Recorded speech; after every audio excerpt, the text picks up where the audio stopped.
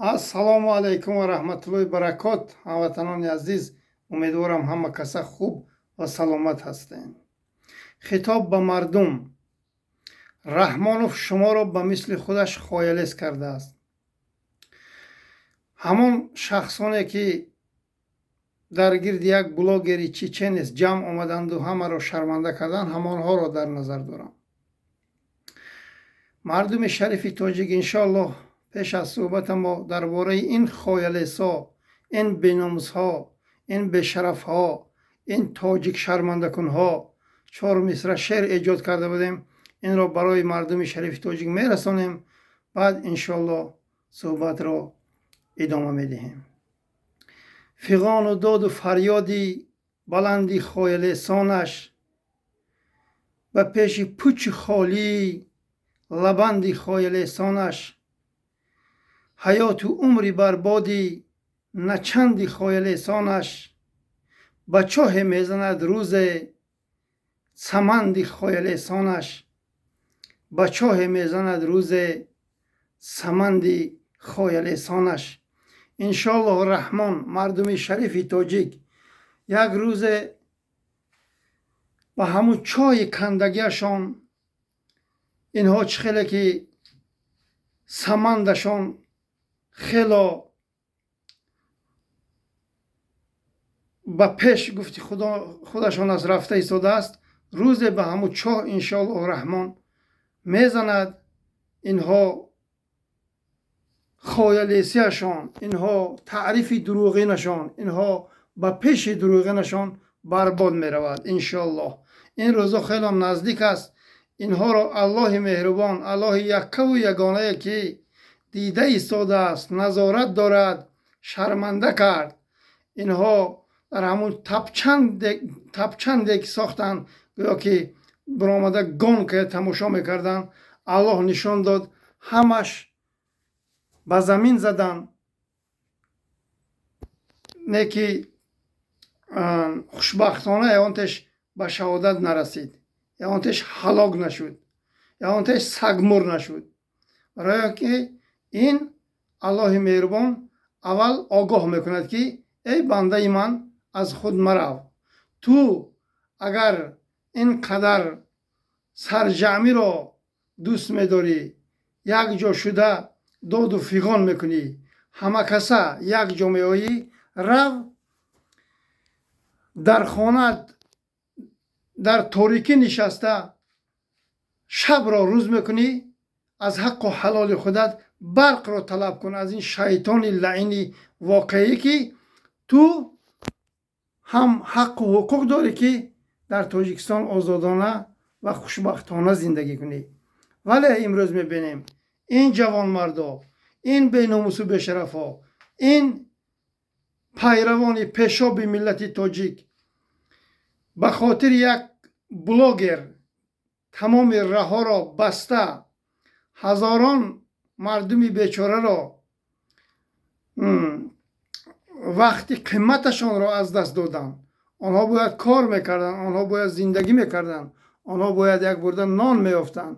аз пушти як инсон, аз пушти як блогер имрӯз мардуми тоҷик азобу ранҷ мекашанд ва роҳи онҳоро мебандад. ин пирхуке ки дар тӯли 35 сол барои ин миллат як рӯз хизмат накардааст, мебурояд худашро саги калон нишон медиҳад. он қадар ғамнияти хоялеси беномусу бешарафашро мебурад, роҳро мебанданд ва инҳо гонка мекунанд.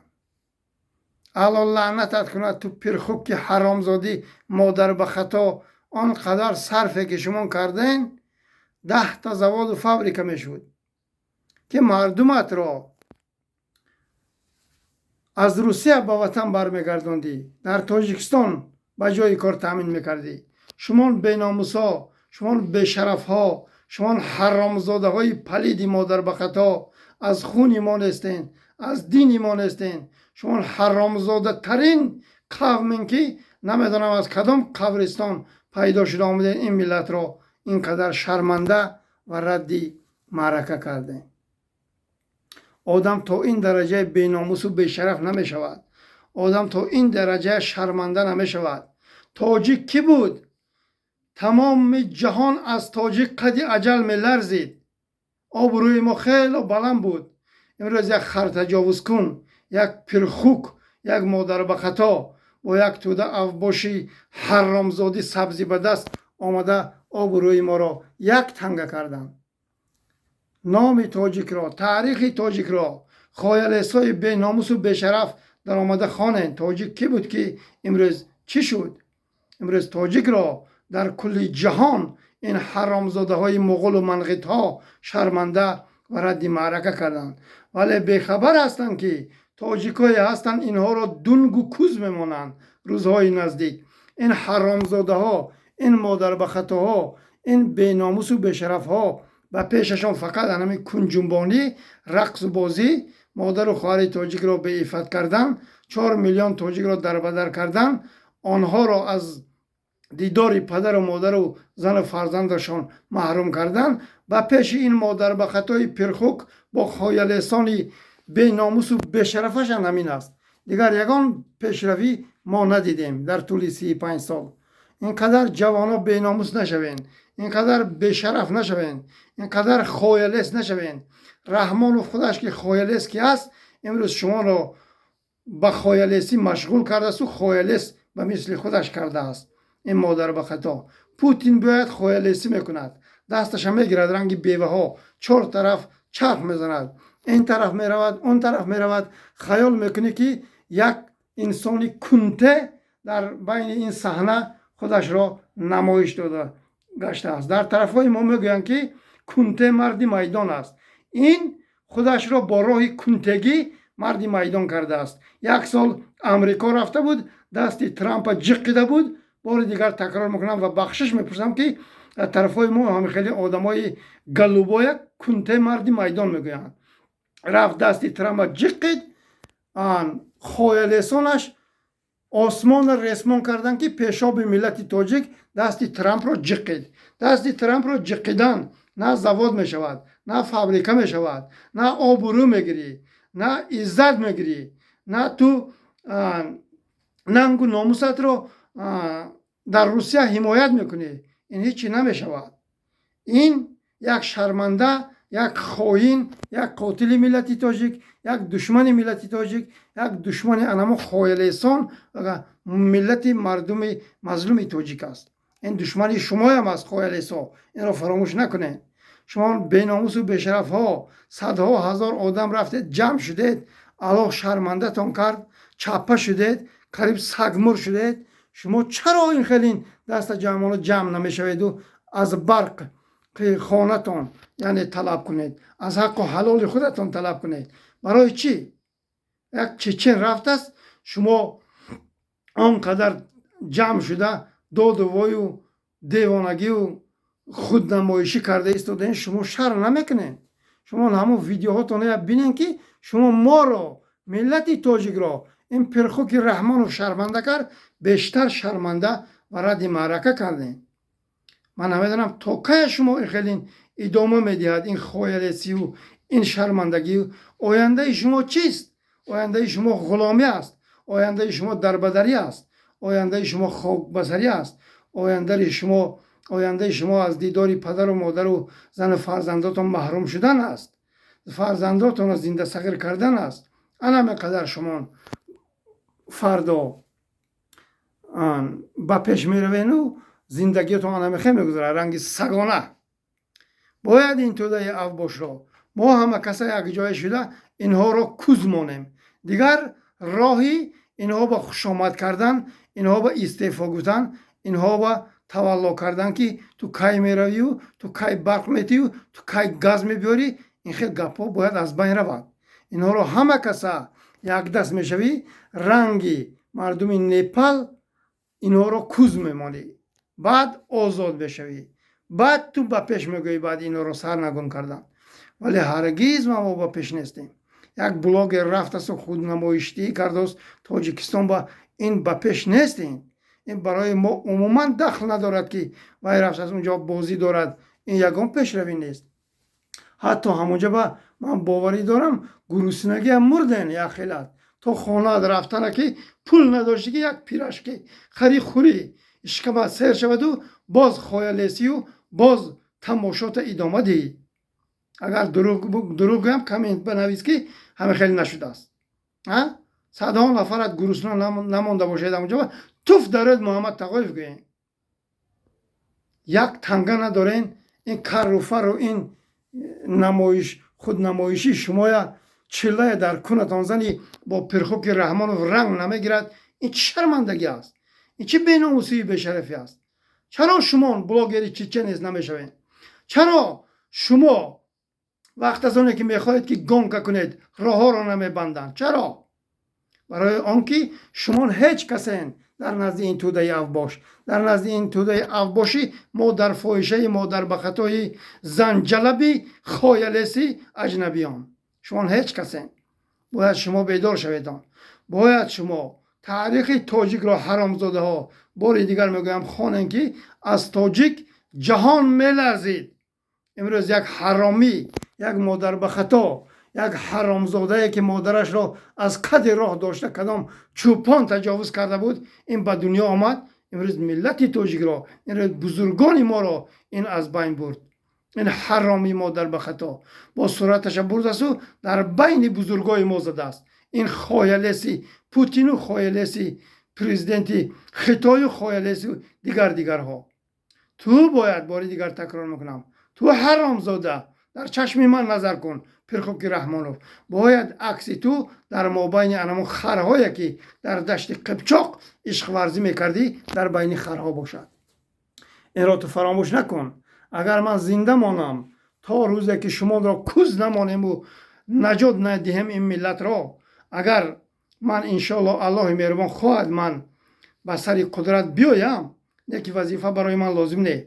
تو در تاریخ خر تجاوز کن با خطهای سیاه نوشته میشوی. این را فراموش نکن. تو برای ما نه قهرمان هستی، تو برای ما نه غمخوار این ملت هستی، تو برای ما نه پیشوا هستی. تو یک خائن، تو یک حرامزاده، تو یک اولاد پرست، تو یک خودکامه، تو یک توده افباشی تروریستی سبزی بدستی مادر به خطای مادر فاحشه زن فروش و کن فروش را پشتیبانی میکنی. تو برای ما هیچ کسی. تو یک حرامزاده اجنبیه که نه وطن داری و نه کفن داری. برای ما تو همین هستی. اگر تو مادر به خطا، اگر تو قاتل ملت تاجیک، اگر تو مرد می بودی، اگر تو یک ذره خونی تاجیکی می داشتی، امروز مردمت بزانوشته پیش ارتشی سگهای پوتین راه نمی رفتن، چرغاوک راه نمی رفتن. اگر تو ننگ و ناموس می داشتی، تو بی ناموسترین، بی شرفترین، حرامزاده ترین در روی جهان هستی. امام علی شیطان قاتل ملت تاجیک. روزی کوز ماندنت خیلی نزدیک است. این را فراموش نکن. من شوخی نکردم. جوان مردا هستن 200 مرد جنگی به از 100,000. اگر حال یک نواری جناب داداجان عطاالله نشر کردم، چند برادرای نهضتی ها خیلی گویا که ناراضگی کردن. اونجا با اون گپی خطا نیست. اونجا با چند انتخاباتی که گذشت، اگر شما برای ملت در حقیقت غمخواری میکردین، امروز ما با این روزها نمیزدیم. آنها این شیطانی واقعی را، این حرامزادی مادر به خطای پرخوک را شما اجازت دادین که 7 مراتبه این پرزیدنت شد. اگر شما در حقیقت برای مردم جان تلاشی میکردین، این را نمیگذاشتین که این دوباره پرزیدنت میشد. اونجا با داداجان عطاالله یگان گپی خطا نگفتین. باید شما برادرای نهضتی خطاگیاتان اشتباهاتان به گردن گیرین. اگر به گردن نمیگیرین، ما 30 ساله ها باز در بدر خاک و سر غلام کوچه به کوچه در پترو و ایوان و دیگر های کوفته میگریم رباطه ایسکوته. باید شما اشتباهی که کردین با کله گیرین. اونجا با یکون گپی خطا نشده است. اونجا با در حقیقت گپ های بهترین زدگی هستند. داداجان عطاالله که در حقیقت نهضتی ها اشتباه کردن. باید نمیگذاشتم که این پرخوک، این مادر به خطا، این دشمن ملت تاجیک این چشمش رو فریب میکردگی دوباره پرزیدنت نمیشود. باید شما نمیگذاشتم. باید شما این پلید را وقت از آنه که همون اپوزیسیون آمده بود تا 7 کیلومتر یا با فکرم 9 کیلومتر این را باید کوز موندن در کار بود. من نمیدانم یک دشمن ملت تاجیک، یک ناتاجیک، یک حرامزاده اینقدر این مردمی با سواد آنقدر انسان هایی که وقتی در اپوزیسیون بودن و تا حال در زندان های این مادر به خطا هستند این چخل آنها رو فریب کرد من نمیدانم. سبحان الله. گیبناز کرد یا جادو کرد. امروز تمام مردم جادوگر گفته برده پسی پنجره برداست. والله بالله تالله جادوگر خودی همین حرامزاده از هندوستان جادوگر $1,000,000 آوردگی تمام آبایی که همون می نوشن همونجا برده جادو کرده میپرتاد. امروز این مردم کرخت است. به همین خاطر شما می توانین رفته دریاها با آب آورده خورین و کمتر ننگ و ناموس کنین. همون کرنایی که آب می نوشن این حرامزاده جادو کرده برده میپرتاید. این مردم کرختن، این مردم خاموشن، این مردم فرزنداشون برده در جنگ اوکراین میکشن. همه خاموش است، همه لب وا نمیکند که فرزنده که بسد عذاب و مشقت 9 ماه برداشت و یا 25-30 ساله کرد و یا با مهاجرت مهنتی روان کرد رفته اونجا به شهادت میرسد، اونجا میرود سگ مر میشود، یعنی اونجا میرود قتل میشود. یک مادر سر نمیبردارد که ای این فرزندی من چرا کشته شد. سبحان الله. این چرا نشان میدهد؟ این همین پرخوک، همین مادر به خطا، همین جادوگر شما را جادو کردگی است. فهما مردم را گناهگار میکند. آنقدر ملاهای، آنقدر روحانی های حرامزاده با غمنیتی زناشان فاحشه جلبی در تگ پای همین پرخوک شرمنده کرد. گویا که آنها کدام زنک آورده باشن و تومار کرده باشن و با خفت و خوب کرده باشن. 4 ملای خایلیسی خودی همین پرخوکی کل ناشسته بردن و ویدیو کردن و نشر کردن آبروی داملاهای ما را، آبروی روحانی های ما را اینها از بین بردن. ولی باید این کارها آشکار شود که این همش کنایه همین مادر به خطای کافر مطلق بود. امروز خودش را مسلمان میگیرد. تو حرامی کجا مسلمان هستی؟ تو دشمن ملت تاجیک اگر مسلمان باشی برآمدین اون خایلیسای پلکوونیکات باز نام خدای رسول میگیرن، انشالله میگوین ناشرمنده باز ما رشتراشی و پس پنجره بردن را ادامه میدهیم.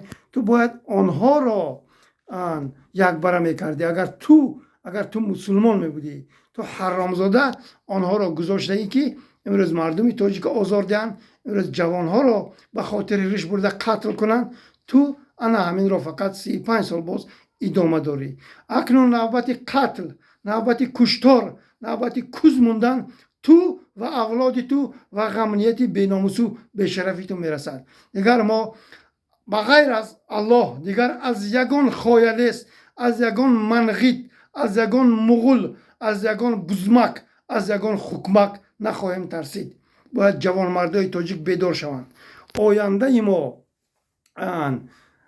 در دسته این حرامزاده ها وای است. هموطنان عزیز، باید ما اینها را کوز مونیم. باید ما سرزمین ما را از تگ دست این مادر به خطای پرخوکی زمین فروش و کل فروش رها کنیم. این سرزمین کوچک ما را به خطای به قرقیزستان فروخت. میبراید ناشرمیده خودش را پیشوای این ملت میشمارد. این ملت خار و ذلیل در بدر خاک بسر است. به همین خاطر من ایجاد کرده بودم که این حرامزادی پرخوک بکی امام علی شیطان تو آن خونخواری، تو آن اساس گذاری صد کشتاری، عمرت به عقربک رسید باز همان، والله قسم هم ذلیل و هم خاری. امام علی شیطان تو دلازاری، از سرزمین و مادری خود بزاری. تو فخر مکن بر رتبه دادگیت، محرومی بهشتی و بسوی ناری. تو فخر نکن برای رتبه دادگیت. تو از مادرت و از سرزمینت بیزار نباشی من لعنت کرده الله انسان باشم. اگر تو وطن دوست میبودی، اگر تو خاک تاجیکستان را احترام میداشتی، بوسه میکردی، هرگز و هرگز سرزمین ما را به خطای به قرغزها نمیفروختی. تو حرامزادی خر تجاوز کنی دشمن ملت تاجیک. این همه فریب و دست به پیش بر، دشمن خلق من خیال پیش خر، سرزمین ما را به قرغز فروخت، دو و تازش فقط پسی سیم و زر. مردمی مظلومان بسا در خطر، طول 30 ساله ها همه در بدر. تا بکی ای مغول نخواهی تو رحم، شرم بادا به تو بر این کر و فر. شرم بادا به تو بر این کر و فر. شرم باد به تو، توف بر روی تو کثیف، توف بر روی تو مادر به خطا، توف بر روی تو دشمن ملت تاجیک. تو برای این ملت هرگز و هرگز دلت هرگز نتپیده است. دل ما برای این ملت میتپد. دل ما برای این ملت پاره پاره شدگی است. به خاطر این ملت، اولش به خاطر اللهی که ما را زبان داده است، گوش شنوا داده است، چشم بینا داده است، از بحر تمام نزدیکان ما به خاطر الله و به خاطر این ملت گذشتیم.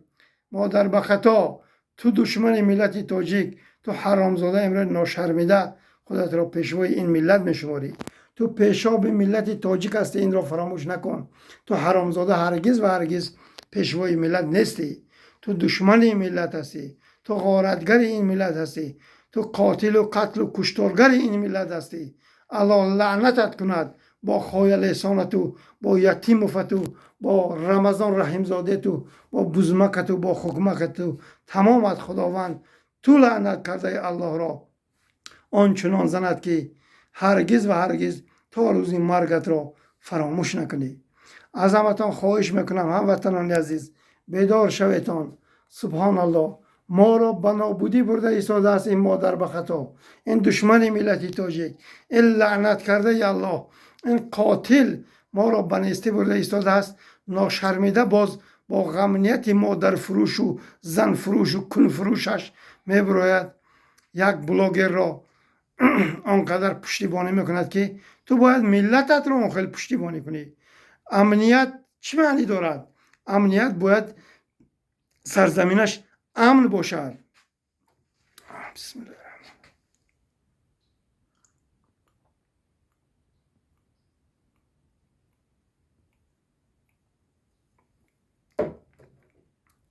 الحمدلله رب العالمین. نه اینکه امنیت نامش غمنیت باشد.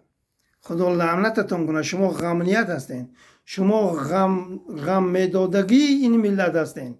شما حرامزاده ها، شما بیناموس و بشرف ها، شما دشمن های ملت تاجیک.